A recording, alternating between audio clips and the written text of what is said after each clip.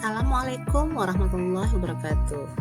Bapak Ibu hebat, izinkan saya, Suri Fajaria SPD, calon guru penggerak Angkatan 7 Aceh Barat Daya, memaparkan tentang aksi nyata saya di modul 1.4 tentang diseminasi budaya positif.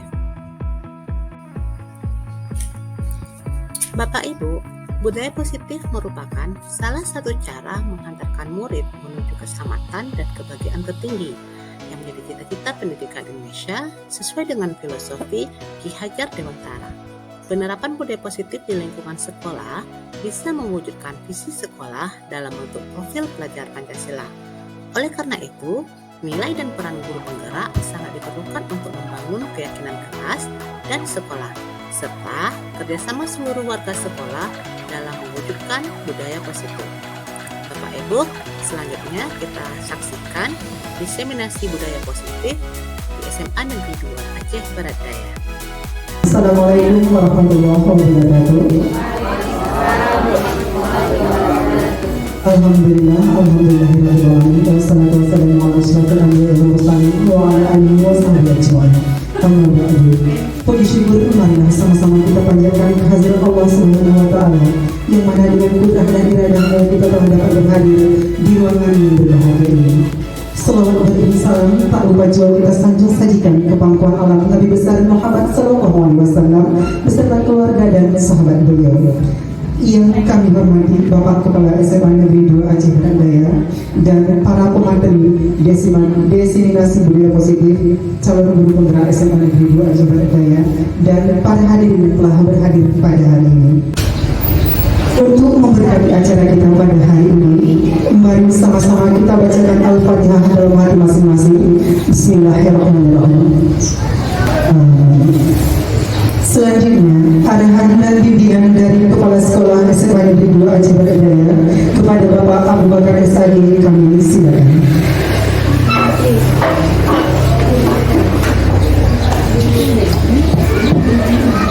Assalamualaikum warahmatullahi wabarakatuh.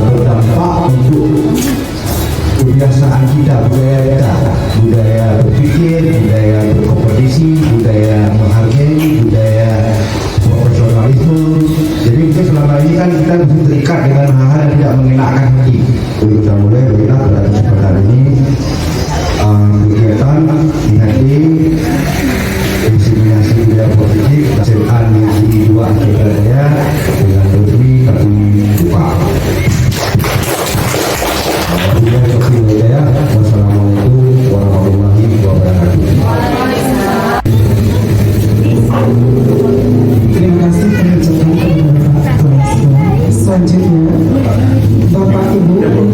kegiatan destinasi budaya, saya akan informasikan job description materi. Budaya positif dan perubahan paradigma belajar akan disampaikan oleh Ibu Heri Armida SD. Selanjutnya disiplin positif dan motivasi perilaku manusia akan disampaikan oleh Ibu Ainah SPD. Selanjutnya kebutuhan dasar manusia dan posisi kontrol diri akan disampaikan oleh Ibu Sukawati. Dan yang terakhir, keyakinan kelas dan segitiga restitusi akan disampaikan oleh Ibu Surya Fajria SPD. Kepada ibu-ibu materi kami, silakan.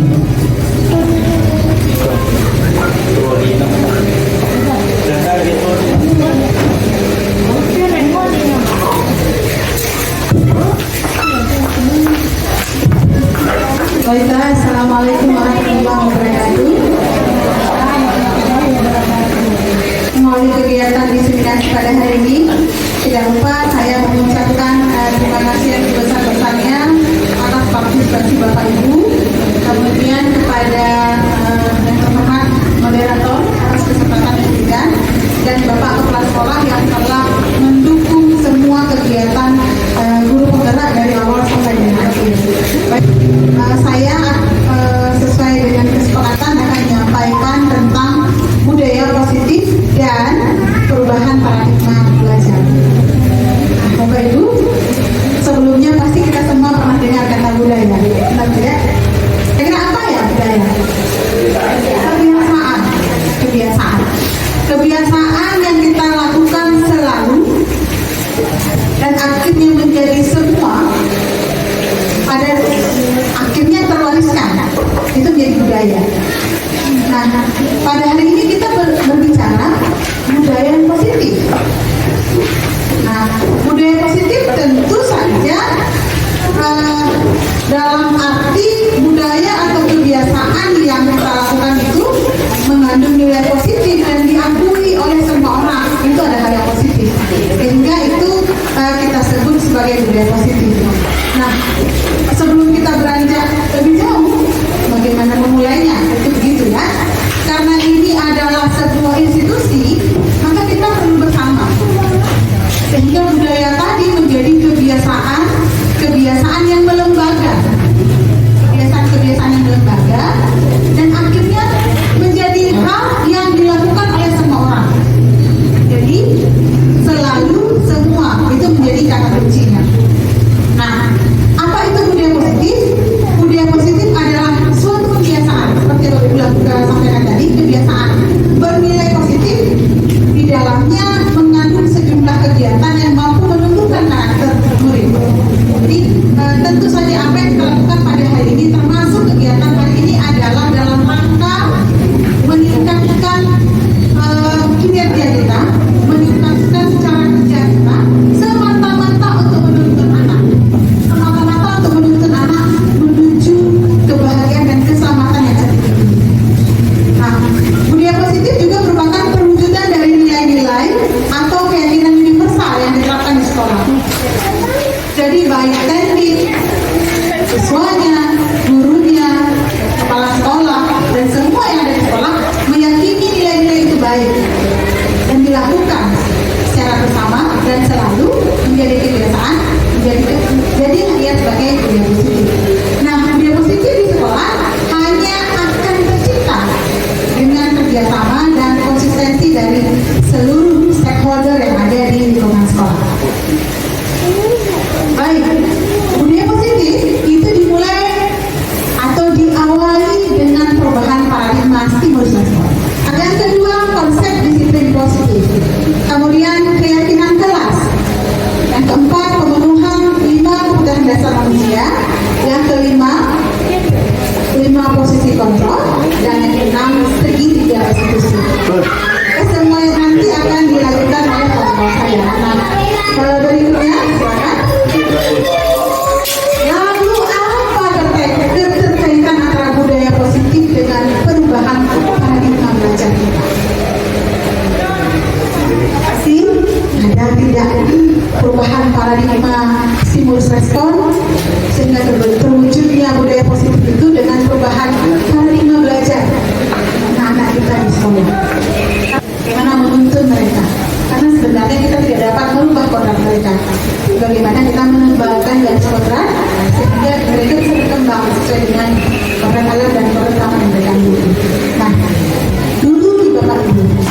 kita nih berpikir kita bisa mengontrol mobil. Kalau nggak datang cepat, itu hukum ya. Akan kita bisa mengontrol. Lalu penguatan positif atau bujukan adalah usaha untuk mengontrol mobil. Kalau kamu belajar rajin, tugas yang dilakukan ya. Artinya si anak belajar rajin bukan karena motivasi dari dalam dirinya, tapi karena iming-iming kita tadi atau karena bujukan kita sehingga dia lakukan. Oh, kamu nggak sayang sama ibu, ibu udah capek-capek masuk, tapi nilai kamu pasti rendah, nanti ibu malu sama kita sekolah. Artinya siswa belajar bukan karena dirinya, tapi karena sesuatu. Itu dulu. Kemudian mengkritik dan membuat murid merasa bersalah dapat membuatkan karakter. Kamu ini dan selalu begitu. Jadi kita kritik, seakan-akan kita merasa kalau dia merasa bersalah, maka dia akan merubah sikapnya. Kalau dia sudah saya buat rasa bersalah, maka saya bisa mengontrol perilakunya. Itu dulu. Lalu guru sebagai orang dewasa memiliki hak untuk memaksa. Itu yang sering kita lakukan. Hak kita untuk memaksa dia untuk menulis, seakan-akan karena kita dewasa. Hak kita menyuruh dia menghafal, seakan-akan. Nah, kita rubah sekarang bagaimana muridlah yang mengizinkan guru mengontrol dirinya. Penguatan positif atau bukan akan membuat murid bergantung kepada guru. Itu tadi. Jadinya gara-gara kita sering membujuk, yang lain tidak membujuk, dia tergantung sama kita. Nah, sama itu. Tapi kalau saya salah pun dia akan bujuk. Dia akan terjadilah banding-membanding. Karena kebiasaan yang kita lakukan dulu. Selanjutnya mengkritik dan membuat rasa bersalah akan mengantarkan murid pada identitas yang gagal. Kalau anak tersilakan pasti dia akan merasa begini. Saya ini memang nggak pantas ya dan jadi begitu. Nggak pantas ya jadi begini. Karena dia selalu kita salahkan. Mungkin kepada ibu tanpa sadar kita melakukan itu tanpa sadar. Selanjutnya memaksa tidak akan efektif untuk jangka waktu yang panjang dan hubungan perusahaan akan terbentuk. Jelas sekali. Kita yakin dan percaya yang namanya memaksa itu efek negatifnya baik psikologi maupun bukan itu lebih ke arah yang tidak baik. Karena sesuatu yang terpaksa biasanya dia temporari, bersifat jangka pendek. Nah, bagaimana seorang bisa berubah paradigma? Bagaimana kita berubah? Menurut Stephen itu mengatakan bahwa bila kita ingin membuat kemajuan perlahan, sedikit demi sedikit, ubahlah perilaku. Namun, bila kita ingin memperbaiki cara-cara utama kita, maka kita perlu mengubah gerak acuan kita. Ubahlah bagaimana Anda melihat dunia, bagaimana Anda berpikir tentang manusia, ubahlah paradigma Anda, skema pemahaman, dan penjelasan aspek-aspek tertentu tentang realitas. Nah, bagaimana kita merubah paradigma berpikir kita terhadap murid? Ubahlah bahwa setiap murid itu istimewa. Mereka punya jalannya masing-masing. Tugas kita menuntun, bukan membolak-balikkan potensi yang ada dalam mereka, atau memaksakan kehendak kita. Apa yang kita mau kita paksakan ke mereka. Itu tidak mungkin. Sekali lagi, tugas kita menuntun. Mudah-mudahan dengan perubahan paradigma berpikir kita akan merubah paradigma belajar sehingga terbentuk budaya positif. Pada akhirnya semua kita akan menjadi selamat dan bahagia. Terima kasih dari saya. Selanjutnya akan diisi oleh Ibu Amin Hasiri. Kami silakan.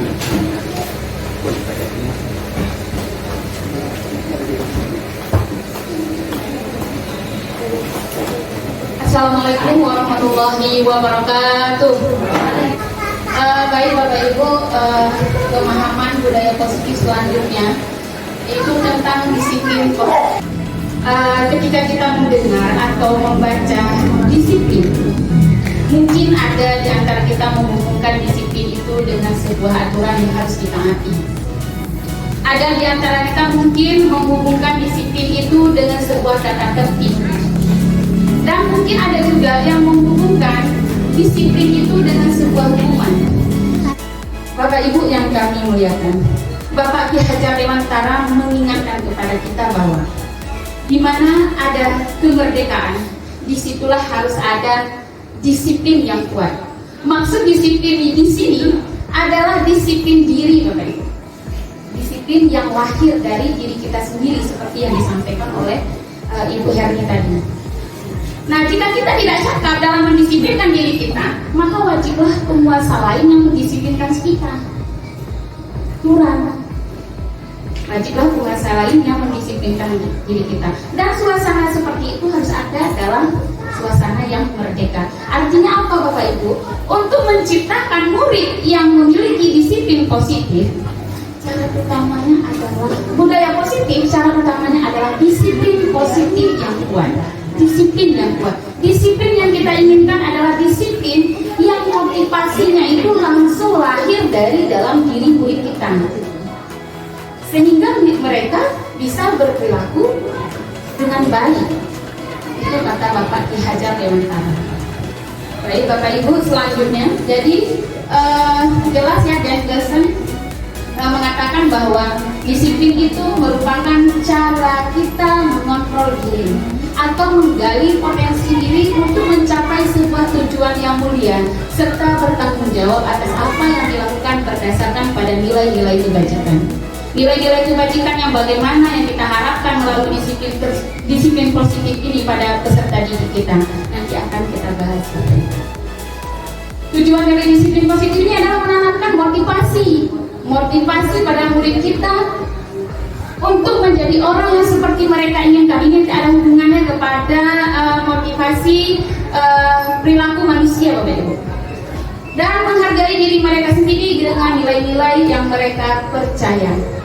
Oke, Ibu sekalian. Kemudian ada disiplin positif, nilai kebajikan universal. Kira-kira apa hubungan disiplin positif itu dengan nilai-nilai kebajikan? Kenapa kami mengangkat ini? Karena murid yang berkarakter seperti yang di profil Pancasila itulah yang diharapkan oleh pemerintah kita sekarang, Bapak Ibu. Yang pertama mungkin di sana ada nilai kebajikan, yaitu yang pertama beriman, bertakwa kepada Tuhan Yang Maha Esa dan berakhlak mulia. Kemudian dimensi yang kedua, Bapak Ibu, adalah gotong royong. Yang ingin kita lihat di sini apa? Bagaimana cara mereka bekerja sama, Bapak Ibu? Bagaimana cara mereka berkolaborasi? Itu yang ingin kita lihat, cara menghargai satu sama lain. Kemudian selanjutnya ada mandiri. Murid yang memiliki dimensi mandiri ini biasanya dia mampu ataupun bertanggung jawab, Bapak Ibu, terhadap proses dan hasil yang dia capai. Kemudian selanjutnya adalah berkebinekaan global. Bagaimana cara mereka menghargai budaya-budaya asing. Mereka tidak fanatik dengan budaya mereka sendiri. Kemudian selanjutnya adalah bernalar kritis. Perilaku bagaimana yang kita ingin lihat pada bernalar kritis ini pada siswa kita atau murid kita? Bagaimana cara mereka menyelesaikan sebuah persoalan dengan langkah yang tepat. Selanjutnya itu ada kreatif. Murid yang memiliki dimensi yang kreatif ini biasanya dia mampu menyelesaikan sesuatu yang bermakna, Bapak Ibu, baik untuk dia maupun untuk orang lain. Oke. Kemudian selanjutnya adalah motivasi perilaku manusia. Bapak Ibu, Diane Gerson mengatakan ada 3 motivasi perilaku manusia, Bapak Ibu. Yang pertama, motivasi untuk menghindari hukuman atau ketidaknyamanan. Kemudian ada motivasi yang kedua, yaitu motivasi untuk mendapatkan penghargaan dan imbalan dari orang lain.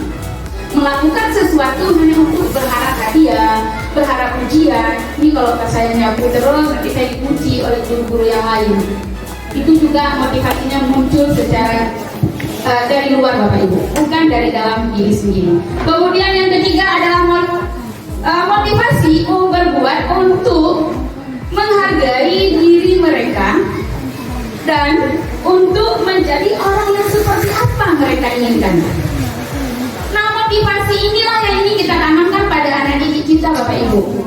Kemudian selanjutnya ada hukuman, konsekuensi, dan restitusi. Oke Bapak Ibu, hukuman itu bersifatnya tiba-tiba Bapak Ibu, tidak terencana. Kemudian yang kedua ada konsekuensi.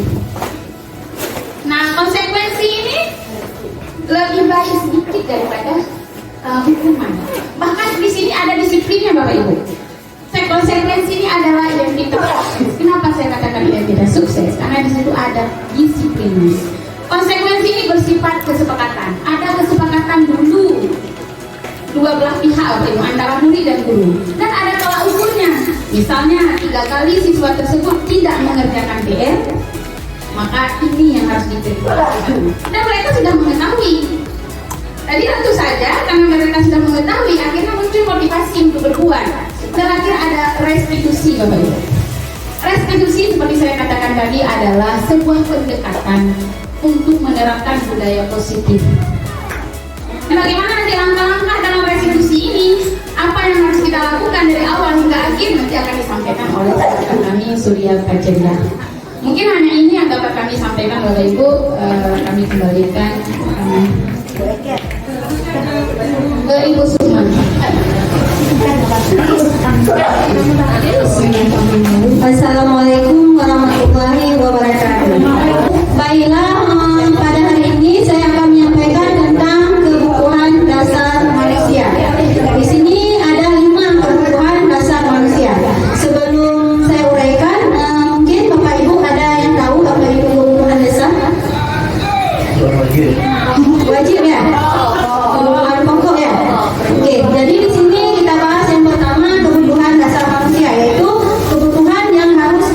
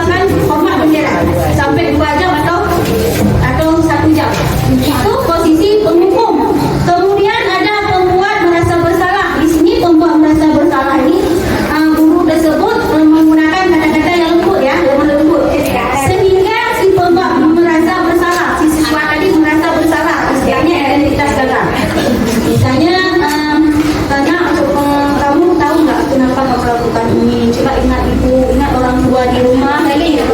Jadi dia merasa dirinya itu sangat bersalah, tidak ada benar bagi dia. Dia merasa dirinya sangat bersalah sekali. Ada tidak mampu membahagiakan orang tua dan gurunya. Kemudian kita lihat teman ya, teman di sini, teman sama sebenarnya kalau posisi teman itu bagus. Kalau ada positifnya, ada negatifnya. Kalau yang positifnya itu kita jadi teman curhat dengan murid, kemudian murid juga menjadi tempat curhat kepada kita. Kemudian di sisi negatifnya, murid ini akan mengharap kepada kita suatu saat kalau kita tidak masuk dia akan kecewa. Biasanya kalau murid, kalau guru memposisikan dirinya sebagai teman, murid tersebut akan memiliki ketergantungan kalau dia berbuat hanya khusus untuk guru-guru tertentu. Kalau guru yang tidak memposisikan dirinya sebagai teman, berarti dia tidak membantu seperti itu. Kemudian kita lihat pemantau ya, pemantau ini mengawasi penegakan peraturan dan konsekuensi. Itu istilahnya ketika ada anak-anak terlambat, kita tanyakan apa risiko terlambat, apa hukumannya, pilih sampah, dia sudah tahu aturan. Jadi kita suruh untuk memilih sampah sesuai dengan aturan yang sudah berjalan di sekolah kita. Kemudian manajer, ini ya yang paling bagus Bapak Ibu, mendukung murid menemukan solusi dari permasalahan. Misalnya ada siswa kita yang terlambat datang sekolah, kita tanyakan kenapa nak terlambat datang sekolah? Saya terlambat bangun Bu. Jadi apa solusinya? Apa yang kamu harus lakukan nanti? Saya akan bangunnya lebih cepat lagi. Caranya bagaimana nak? Memasang alarm, tanyakan. Jadi untuk menerapkan budaya positif di sekolah, alangkah baiknya kita sebagai guru kita memposisikan diri kita sebagai manajer. Dan lebih dan kurang saya minta maaf. Saya akhiri. Assalamualaikum warahmatullahi wabarakatuh. Bismillahirrahmanirrahim. Assalamualaikum warahmatullahi wabarakatuh. Bapak Ibu, kebetulan saya dapat tugas yang terakhir tentang budaya positif. Jadi di saya ini adalah kunci dari penerapan budaya positif di sekolah, yaitu keyakinan kelas dan segitiga restitusi.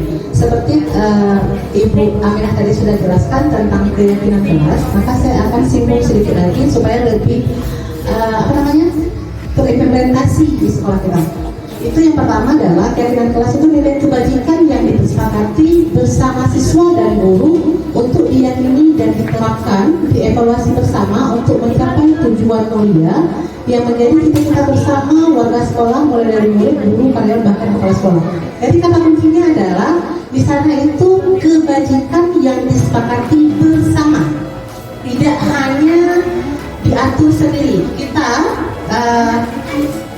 yang sudah itu yang berjalan adalah peraturan. Siapa yang buat peraturan Bapak Ibu?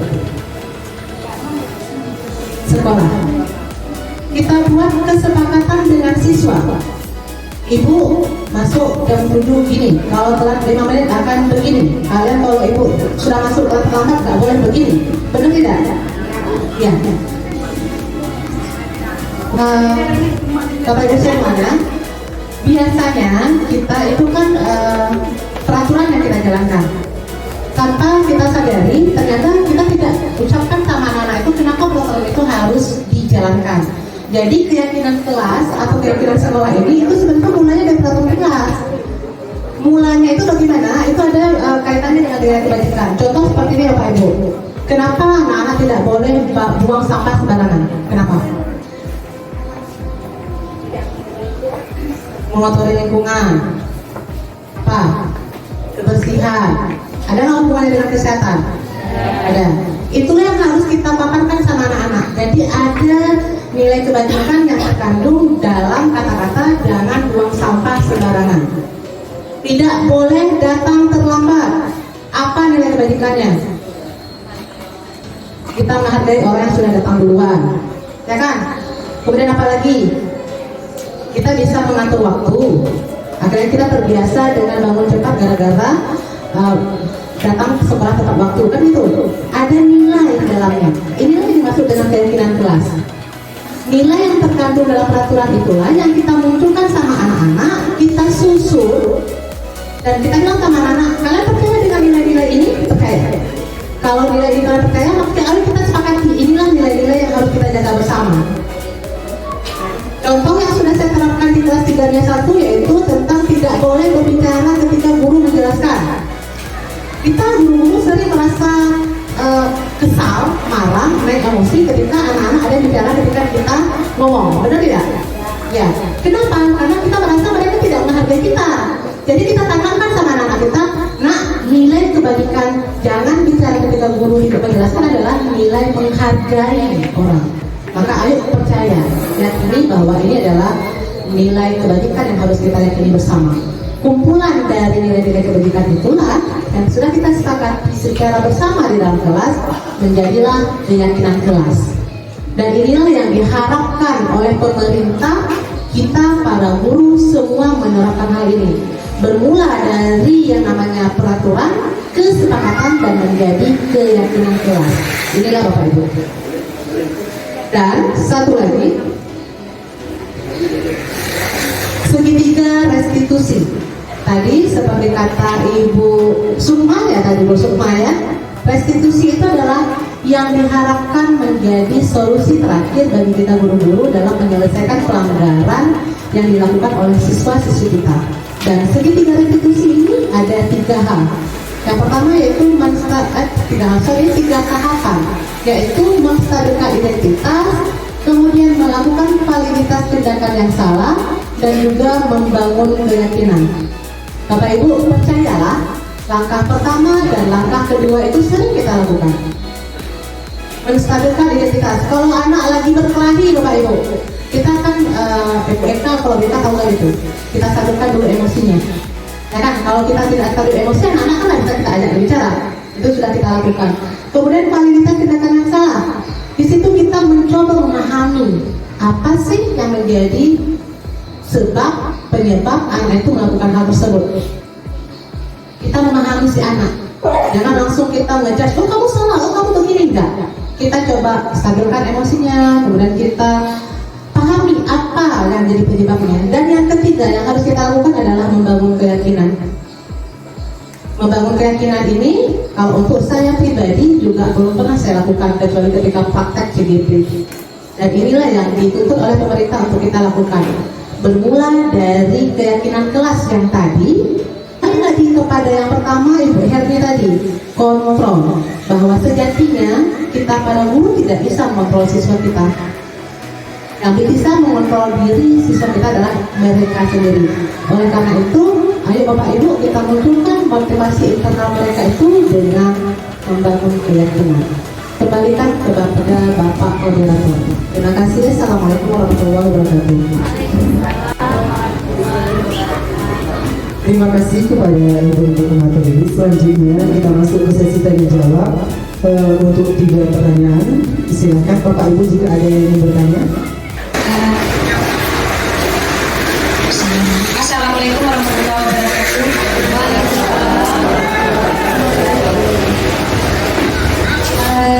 Saya mau mempertanyakan masalah yang disampaikan oleh Ibu Aminah tadi tentang masalah yang peraturan yang dadakan, yang tiba-tiba yang diterapkan di kelas. Dalam satu proses tadi, ini namanya harus kita ambil tindakan atau hukuman bagi siswa. Kalau nggak ini nanti pasti nggak jalan. Terima kasih. Assalamualaikum warahmatullahi wabarakatuh. Si Ibu Cik Ismayati yang lain ada yang ingin Bapak? Oke, silakan Bu Sri.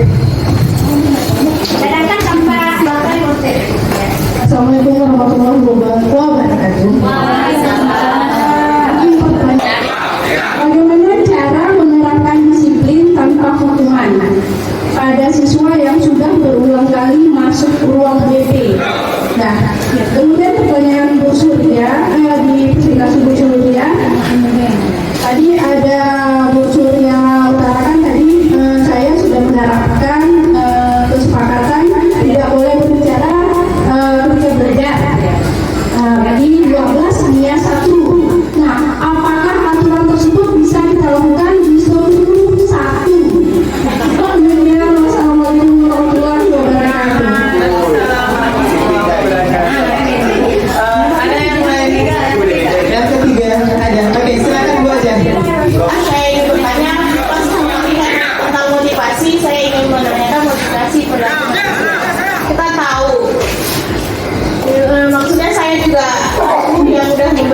motivasi baik dari eksternal maupun internal. Nah, apapun kita berikan motivasi pasti ibaratnya masuk telinga kanan keluar ke telinga kiri. Itu hal yang relatif sering terjadi.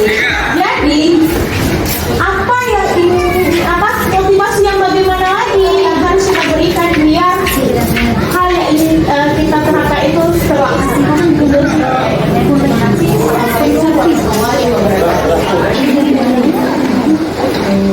Baik Bapak Ibu, saya akan mencoba menjawab pertanyaan dari Ibu Cut. Di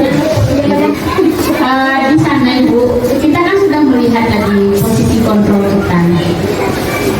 Posisi kontrol kita di mana? Nah, kalau kita menjalankan sebuah hukuman, otomatis itu identitas gagal yang terjadi. Dengan hukuman itu Bapak Ibu, disiplin positif itu tidak akan berjalan. Karena kenapa? Kita fokus pada anak itu pada kesalahannya, bukan fokus pada mencari solusi dari dia berbuat salah itu untuk bagaimana dia bisa menghargai diri mereka. Itu mungkin yang bisa saya jawab Bapak Ibu. Bapak Ibu, terkait dengan budaya positif, tentu sekali lagi apapun yang kita lakukan untuk menuntut anak. Nah, orang berbuat salah punya alasan. Tugas guru adalah menelusuri kebutuhan dasar apa yang perlu mereka penuhi sehingga mereka berbuat kesalahan. Itu jadi tugas utama. Kalau apa yang dilakukan anak itu adalah memancing emosi kita, tentu akan redam. Kita tahu ternyata anak saya yang melakukan perbuatan salah itu dia perlu memenuhi kebutuhan dasar hidup yang pertama, kebutuhan dasar untuk bertahan hidup. Ternyata dia belum makan. Atau ada kebutuhan dasar lain yang belum dia penuhi. Misalnya apa? Ternyata sang anak kurang kasih sayang. Nah, menelusuri kebutuhan dasar anak itu menjadikan kita berpikir sejenak untuk meneruskan tindakan memberikan hukuman. Iya. Nah, mari untuk mengurangi jumlah hukuman yang akan kita berikan kepada si anak, kita telusuri kebutuhan dasar anak apa yang perlu kita penuhi sehingga kita bisa memberikan bahasa kasih yang tepat. Akan dari saya. Terima kasih. Sudah, itu sudah selesai. Kita menuju pertanyaan ke Ibu Sri. Saya jawab dulu yang saya katakan dulu tadi ya, Oke. Tentang keyakinan kelas tadi Ibu Sri, kelas 31. Semua bisa kita lakukan. Bu, ada nggak bisa dilakukan masa Bu, jangan kita berpikir gara-gara 1, 2, 3, 4, 5 orang anak kita yang spesial, yang unik, kita menganggap bahwa satu kelas 35 orang itu tidak bisa dilakukan. Bisa Bu, cuman kita harus ada usaha lebih untuk yang susul, yang unik, yang spesial tadi ada penanganan khusus. Misalnya seperti ini, kita sudah buat keyakinan kelasnya, misalnya ada 6 keyakinan kelas. 1 tadi menghargai orang lebih tua, dari jangan berbicara, kemudian disiplin waktu, kemudian jaga kebersihan. Kita sudah buat itu keyakinan kelasnya. Ketika mereka melanggar, kita bisa panggil.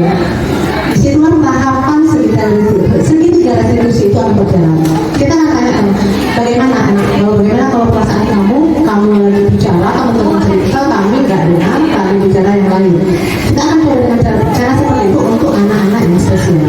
Tetap keyakinan kelas itu saya yakin sekali bisa untuk semua kelas. Itu dari saya. Dan untuk pertanyaan yang Ibu Aminah tadi, Ibu Aminah langsung. Kami akan mencoba menjawab pertanyaan dari Ibu Sri. Anak yang sudah sering dibimbing ya Bapak Ibu, tapi juga masih melakukan kesalahan.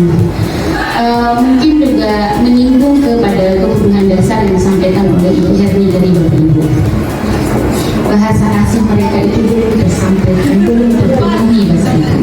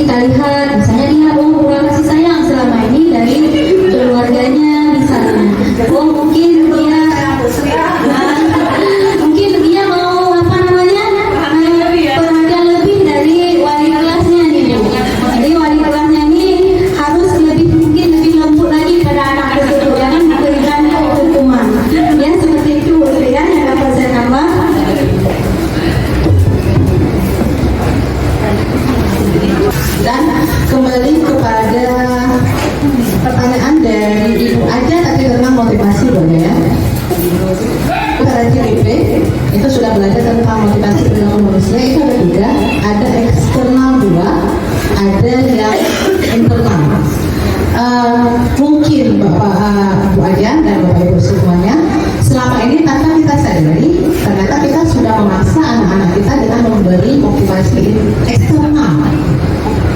Ayo coba kita gali bagaimana mereka itu mencari solusinya sendiri, bersepakat dengan dirinya sendiri. Kalau dari sini kita mulai bergerak, kita coba bergerak bersama-sama, kita munculkan motivasi anak dari dirinya sendiri. Itu dari saya.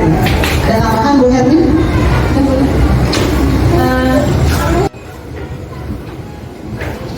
Sekali lagi Bapak Ibu merujuk kepada filosofi pendidikan yang disampaikan oleh Ki Hajar Dewantara, jadilah kita menjadi ayah dan ibu, karena hanya ayah dan ibu yang akan memberikan kebutuhan yang tepat pada anak-anaknya. Nah, ketika memposisikan diri seperti itu, mungkin kita bisa mengurangi perilaku bersama anak. Nah, untuk itu mari kita biasakan yang baik, mari kita biasakan yang positif supaya terbentuk budaya positif di sekolah. Itu closing dari saya. Terima kasih Ibu. Materi selanjutnya untuk kesimpulan kami Bu Surya Fajilia. Kesimpulan hari ini Bapak Ibu, sebenarnya kita guru itu adalah sebenarnya pelita bagi para peserta didik kita. Ketika mereka tidak mendapatkan pelita yang cukup di kehidupan rumah tangganya, di rumahnya, di keluarganya, ayolah menjadi pelita di sekolah. Ketika mereka tidak tercukupi kebutuhannya di rumah, ayo kita cukupi di sekolah semampu kita. Demikian dari kami, calon guru penggerak angkatan 7 Kabupaten Aceh Barat Daya dari SMA Negeri 2 Aceh Barat Daya. Saya akhiri, Assalamualaikum warahmatullahi wabarakatuh. Assalamualaikum warahmatullahi wabarakatuh. Perkenalkan, saya Herlina Eka Yulia, saya guru di SMA 2 Aceh Barat Daya.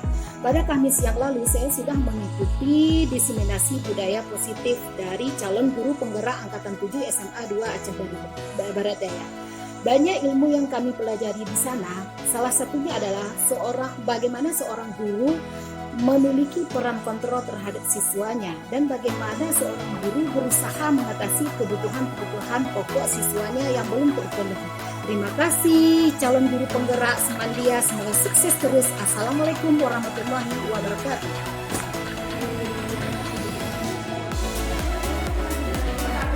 You may write everything in your mind. A thing that we should do or we should not do in this classroom.